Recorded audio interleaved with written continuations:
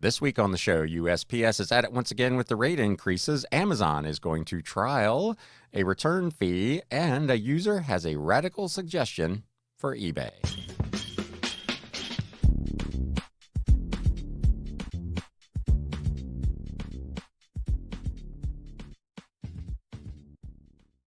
What is up, Galaxians? Welcome to episode number 195 of the Galaxy CDs, Rocks, and Flips Reseller Talk podcast. My name is Ryan, and I am a full-time reseller, part-time YouTuber, and podcaster working out of my home here in the greater Cincinnati area, and this channel is all about the flip life. We're bringing you all the reselling news that's fit to podcast about, I guess, and a couple of what sold items at the back end. It was if you follow me over again on Instagram at Galaxy CDs Rocks, it was a pretty mediocre week last week. I was down about 40% in transaction volume from the week before, so pretty disappointing. All things considered, I guess I can't complain. As I said in that post over on Instagram, it can't be your best week ever, every single week, but that was a little... Man, that was a little rough to swallow. Hopefully you had a better week. And with that out of the way, let's get into this news. News updates. The gift that keeps on giving. The United States Postal Service has announced once again that they will be raising rates in July. I've talked about this on numerous shows in the past where I've made some changes. I'm going to talk about some additional changes I'm going to be making due to the fact that USPS is now changing rates to, or depending on how you count their seasonal adjustments in the fourth quarter, 3 times per year. They have just announced that they have submitted for approval their next set of rate increases. This article over on e-commerce bites, which I of course will link to in the show notes and the video description below, highlights that the United States Postal Service will raise rates in July, citing inflation and a, quote, previously defective pricing model. The Postal Regulatory Commission will review the rates, which, if approved, would raise first-class mail by approximately 5.4% since it last raised rates back in July. Rates for media mail and library mail will rise by 7.4%. Money orders are going to go up 15.7%, and a P.O. box will increase by 4.2%. Because USPS now raises those rates twice a year, those percentages, of course, don't show the full impact of rate changes. There are only 6-month comparisons, not year over year. For example, they say the cost of a stamp will rise 4.8%. from 63 cents to 66 cents, but last year, USPS raised the cost of the stamp from 58 to 60 back on July 10th, meaning the new price is a 10% increase year over year. In July of 2023, it will cost nearly 14% more to mail a letter compared to the cost in June of 2022. This is not lost, they point out, on marketplace sellers that a rise in shipping is a rise in their fees on eBay and Etsy, which factor shipping costs into their selling fees.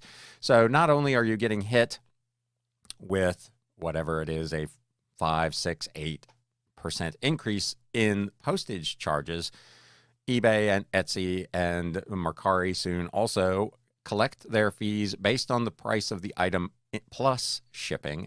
So you're going to pay an extra, whatever the percentage is, 13, 14, 15% of that new higher price. So the margins are being eroded kind of from both ends.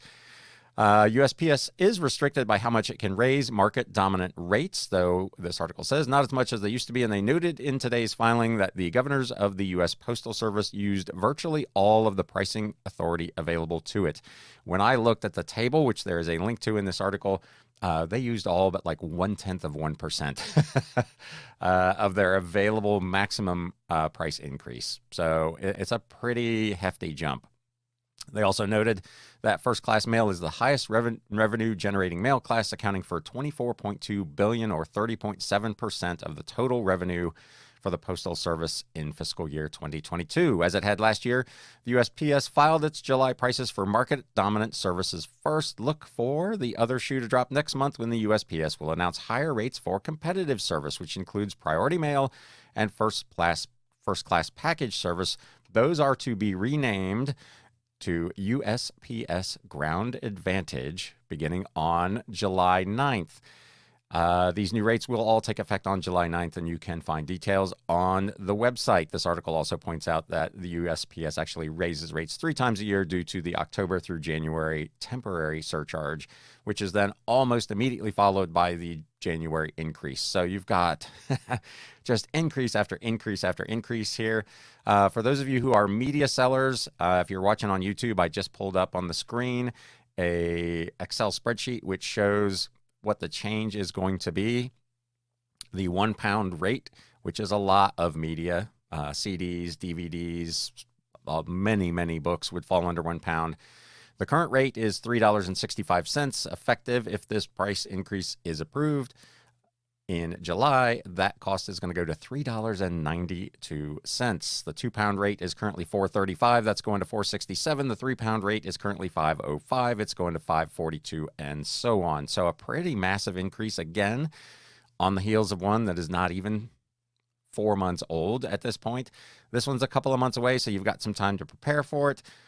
I can tell you what my preparation is going to look like. I was out after kind of getting prepared for this episode on one of my daily 5-mile walks and ruminating about what I was going to do. I currently have maybe 2,500 kind of older legacy listings, if you will, of things that I listed when I was still doing free shipping. What I intend to do prior to this price increase going into effect is I'm going to move all of those items into my customer paid shipping business policy. So I won't have any free shipping items left on eBay at all. It just doesn't make sense.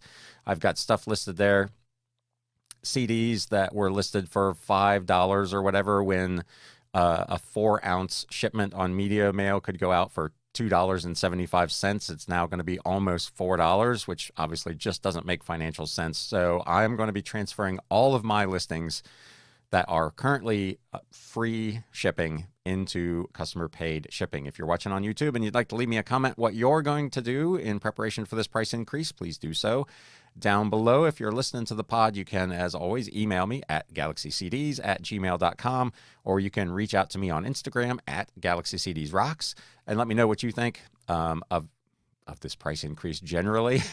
Although I think I know what your answer will probably be to that, or how you intend to react to it. So the hits just keep coming. Everything's going up, and USPS is no stranger to those price increases. Moving over to eBay, a radical proposition to eBay feedback. This article is also on e-commerce bites. Do you think selling on eBay would be better if buyers couldn't leave sellers negative feedback or any feedback at all? Some sellers firmly believe that the playing field became tilted after eBay stopped allowing sellers to leave negative feedback for buyers, but continued to allow buyers to leave negatives for sellers, believing it leads to bad behavior, including feedback extortion. I've only had that happen twice in about 16,000 transactions, and eBay was very quick to step in both times and handle the situation, but I know it is a problem. I understand also why eBay got rid of negative feedback from sellers, because it can be used kind of in a retaliatory way, which is also no good. So I get why they do it.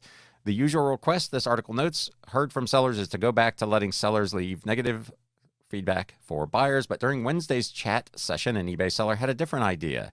Do away with feedback altogether. From time to time on the seller forum, a seller will start a thread asking for the ability for sellers to be able to leave negative feedback be reestablished for sellers. No matter how much explaining that this is a very bad idea and certainly a poor business practice, they seem passionate about it for whatever reason they may have.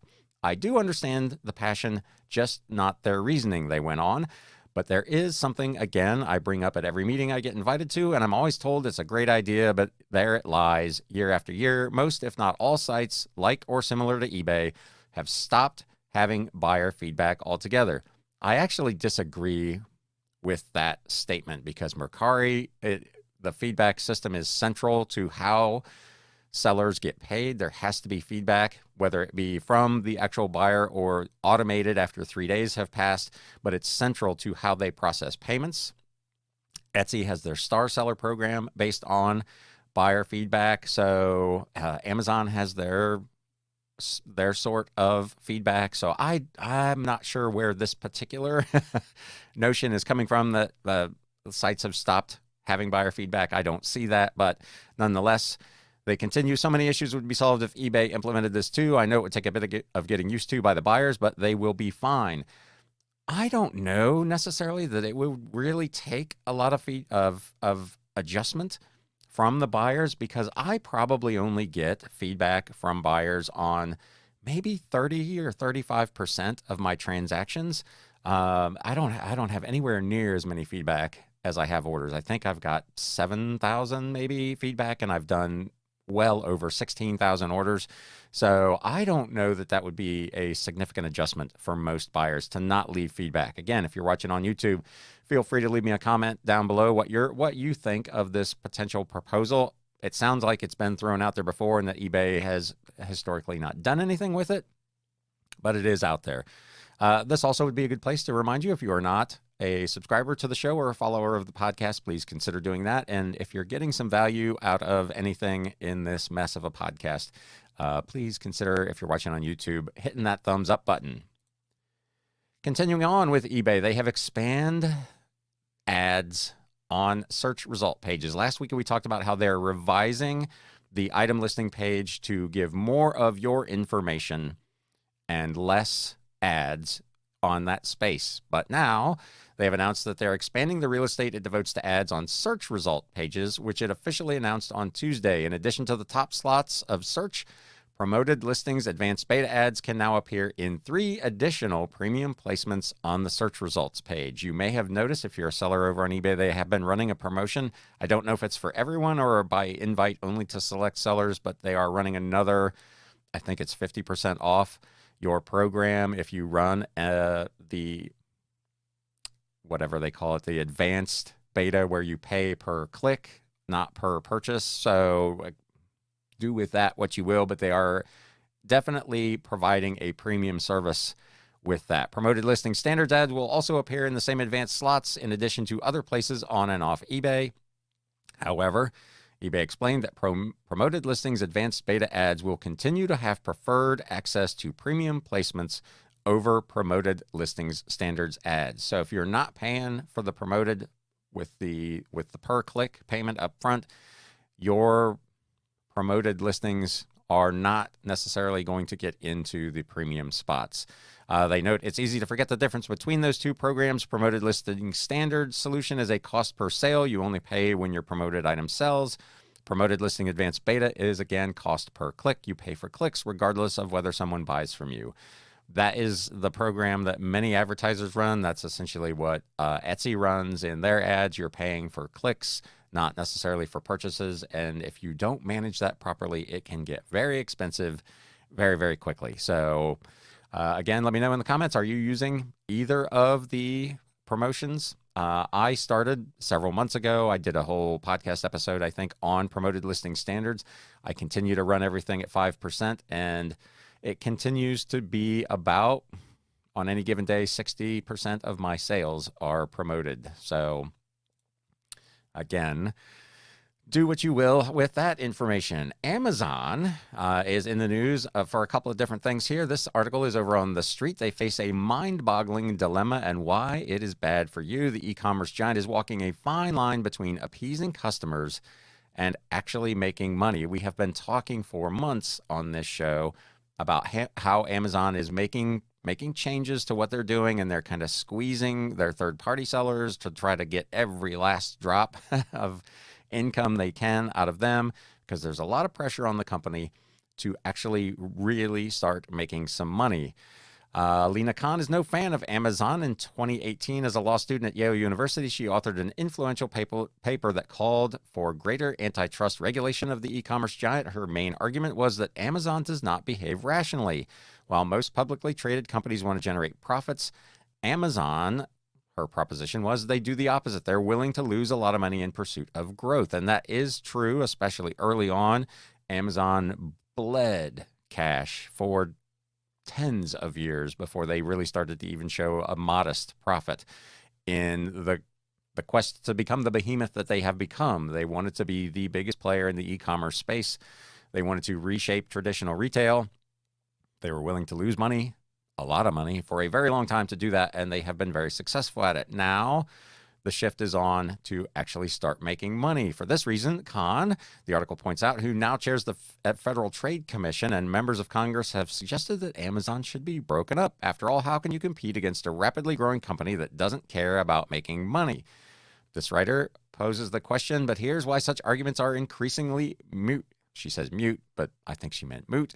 The Amazon she describes in her Yale paper no longer exists. The company has significantly retreated from its original modus operandi of spending what it takes to win over customers. Instead, the Amazon of today talks of financial discipline, cutting costs, hence the tens of thousands of layoffs that we've talked about over the last few episodes, boosting profit margins and financial returns. The hyperactive, eager-to-please teenager has morphed into something that resembles a middle-aged bifocals-wearing soccer mom, worried about her 401k. Change is always around the corner, CEO Andy Jassy said in the company's most recent annual letter. Sometimes you proactively invite it in, and sometimes it just comes a-knocking, but when you see it coming, you have to embrace it.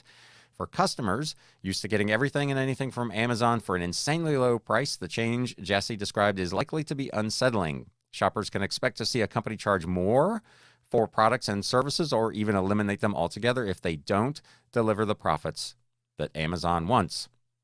The company last year raised Amazon Prime prices nearly 15% to $139 from $119. This article says per month. That's wrong. That's per year. So in January, the retailer said shoppers will now need to spend at least $135 on groceries to receive free home delivery within a 2-hour window. The previous minimum order was $35. So on and on, Amazon is either restructuring or repricing their goods and services in an attempt to make money. They also, as we talked about last week, shut down the book depository. In addition to that, they've shut down Fabric.com. We talked about 2 or 3 episodes, the shutdown of a digital photo review. So they continue to just slash away at things that they don't feel are bringing them profit. Amazon was founded in 1994 to sell books over the internet. There is a really interesting article, which I'm not going to cover in today's show, about the resurgence of Barnes & Noble as Amazon has lost focus on selling books, even though they're still the largest bookseller by probably a couple of orders of magnitude. There has been a resurgence of independent bookstores, and large, Barnes & Noble being really the only big one, still remaining. So there are starting to be some chinks in that armor as well. They forged their own way, this article says, to measure success. We first measure ourselves in terms of the metrics most indicative of our market leadership, customer and revenue growth. That's what they were after. Bezos wrote that in his first letter to shareholders. The degree to which our customers continue to purchase from us on a repeat basis and the strength of our brand. We have invested and will continue to invest aggressively to expand and leverage our customer base, brand, and infrastructure as we move to establish an enduring franchise. They have now successfully done that. Probably the majority of people have or regularly purchase from Amazon. Now they're publicly traded and they need to start making money. They quickly move on from things that don't make money. They built their own smartphone, which flopped. They got rid of that. They are very, very strong in cloud computing with Amazon Web Services, as we've talked about. So Amazon, again, facing pressure kind of from all sides. One of the things that they're doing, as we talked about in the outset, is charging a new fee for returns. We talked about this either last episode or 2 episodes ago, that the free online returns thing was probably going to be going away. During this news, Amazon, once the king of free returns, said they're testing the waters of charging for them. It's not universal. Not yet, but if you choose to drop off an Amazon purchased item at a UPS store, you could be charged a $1 fee. Amazon almost exclusively, when I've returned things, recommends that I go to the UPS store. So them to send me there and then charge me a fee for that, I'm not sure how I feel about that. This article, which is on Axios, says the consumers should expect more retailers to give up on free online returns because of how much the stores lose on those products, said Babson College professor and retail expert Lauren Beadelspacher. I hope I said that right if she's watching. Returns accounted for $816 billion in lost sales, or 17% of total sales in 2022, which was up from 11% back in 2020.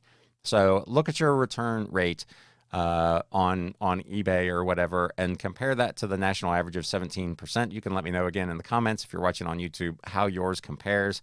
Mine currently is like 0.54%. So mine is very, very low. I know if you sell clothing and things like that, your return rate is probably quite a bit higher. 17% is a back-breaking number. I don't know how a small reseller would be able to handle getting that much stuff back.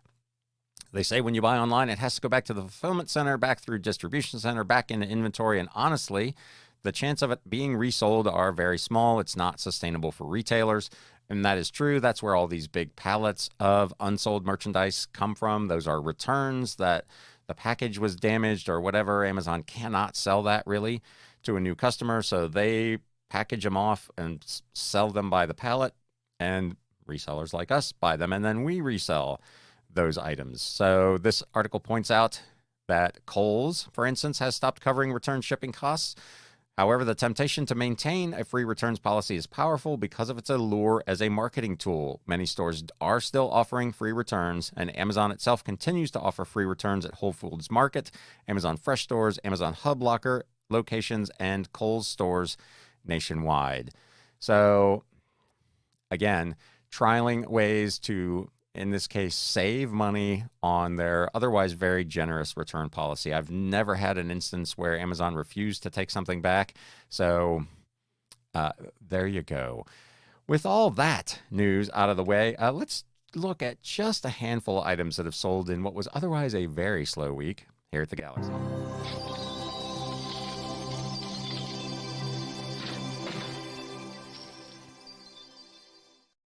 I think I've only got 4 things in this segment, so this is going to be fairly quick and dirty. This first item, this was an interesting one. So the book is Duplex Condominium and Multi-Unit Home Plans by Garling House. This was an illustrated kind of a trade paperback from 1982. These were in a big lot of books I own for about 15 or 16 cents a piece. This sold for $26.99 plus customer paid media mail shipping. So pretty nice flip. The day prior to this selling, I had a person that reached out to me, sent me a message. They were trying to make an offer, and they were getting caught up in my auto decline, and they offered me $15 for this item. I sent a message back saying my lowest acceptable price for this item would be $22. That person responded that they would give me $22 if I did free shipping. Well, as the math worked out, if I did $22 with free shipping, I would actually be making less money than if I sold it to him at his original price plus shipping. So I said, no thanks, and I blocked him. Again, if you're watching on YouTube, let me know. What would you do in that situation? I certainly was not going to sell it to the guy. Maybe it was a step too far to block the guy, but I figured if we even did agree on a price, it was going to end up being a neutral or negative feedback, and I just didn't want to deal with the hassle. So I blocked him, and the next day I sold it for full price. So I guess the moral of the story is all's well that ends well. This next item, an old microphone. I picked up a couple of these at a garage sale probably 2 years ago. They're Tiesco DM106 vintage dynamic microphones. They were called the High Mic. They were in their box. I had no way to test them, so they were sold as is for parts or repair only. They were fairly unusual microphones. I had them listed for $49.99 or best offer. I sold one of them a while ago for, I think, about $42. I've had this thing for so long. I had a customer that reached out and asked if I would take $30 plus shipping on this thing. I own these for like $2 a piece, so I went ahead and sold this last one for $30 plus USPS priority mail shipping. So Tiesco mic, not even tested. Don't know if it works. The guy got it. He left me great feedback. So again, all's well that ends well. First item over on Etsy. I mentioned a few weeks ago that Etsy had rolled out a offer program where customers could reach out to you with an offer. And I decided to go ahead and try that. And up until this particular item, I had not actually received any offers. I'm going to say, and I have already reached out to Etsy about this, their offer system is overly complicated for both the seller and the buyer. So what happens is the seller or the buyer rather, essentially sends a message saying that they would like to purchase this item for price X. There is no way in that message for the seller to actually just accept that offer. You have to respond to the buyer, potential buyer, with your price. If you agree with their price, you have to send their own offer price back to them. And at that point, the buyer has to click a link that also shows up in that reply email. If they don't, they buy the item, but they don't get the offer price. It's way too complicated for folks. This person reached out to me with an offer on this book, The Changing of the Guard, a novel by John Scholl. It was a 1963 first printing hardcover. I had it listed for $34.99. It was currently on sale for 10% off, which made it, I think, $31.49. He sent me a message offering me $28, which I tried to accept, but he didn't click the link, and he bought the item for $31.49. I went through a rather lengthy but positive experience chat with an online representative from Etsy, trying to figure out what happened here. Did the offer not work, or what the situation was? And as it turned out, they were able to identify that he had not clicked the link in my response message, and that's why he didn't get the offer price. I gave him a partial refund and refunded him the difference, whatever it was, $3.50, and moved on with life. But it is, again, if you're watching on YouTube, leave me a comment, or you can send me an email, galaxycds@gmail.com. If you're on Etsy and you've had any offers from potential buyers, how has that process worked for you? I've only had just the one, but it was a mess. But nonetheless, this is a book that I own for 15 cents that I sold for $28 plus customer paid media mail shipping. And this is the last item for this week's show, an HSH Universal Test Lead, part number 699. It's in a pouch. It had a 56-inch long cable and interchangeable tips. This is part of my brother's consignment lot from his warehouse. So I've sold enough of his stuff now that I'm down to paying him 25% of whatever we get. I had this thing listed for $49.99 plus shipping. I received an offer of $38, which I went ahead and took. So not a bad sale for an item that I don't know if it even works. There were several test leads and battery testers and whatnot in that big lot, all of which have sold and all of which have brought reasonably good money. So those might be things to kind of be on the lookout.